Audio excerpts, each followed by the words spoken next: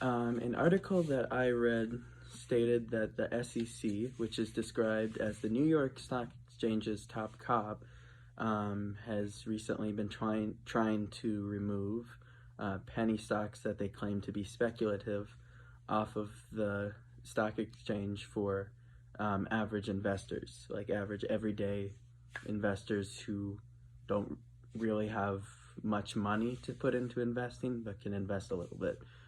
Um, this this idea that they should do that basically stems from an incident that occurred in January, that many people know of, even if they're not into economics. It was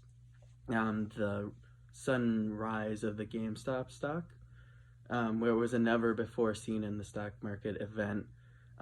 where a huge group of people on a subreddit decided to all collectively purchase stock in GameStop, and this drove up the price of a share from under $5 to over 500 at its highest point. And even recently, of up to 2 days ago, the stock soared up to over $100 again. Um, the the whole reason for this idea, that penny stocks should be removed from the listing, basically comes from the fact that they don't want an incident like that happening again, because a lot of more rich individuals who invested money into a hedge fund, they tried to short the GameStop stock because they believed it was going to continue to fall down, and they lost billions of dollars from this. So knowing how much of an influence on the law they have in this nation, it's not surprising that there'd be a call for something like this. So to classify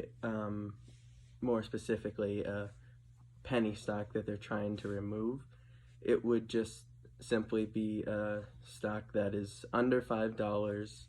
a company that is not making very much profit anymore in its current state, and it is much more of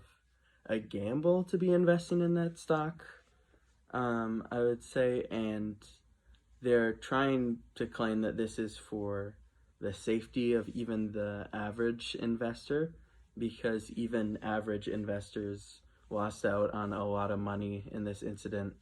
There were many people who lost money, both rich and low-income individuals, and the SEC is trying to claim that they don't want anything like this ever happening again. So this would lead to my discussion question, because I feel like this is definitely something that should be talked about, but it's basically, should we let the SEC do this? Because personally, I feel like we all know why the SEC is pushing for this. It's not really over safety for average investors. It's to make sure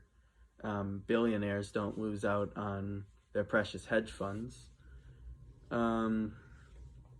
I personally would say freedom of the individual goes over everything, and especially in the stock market, and we should definitely not let the SEC do this.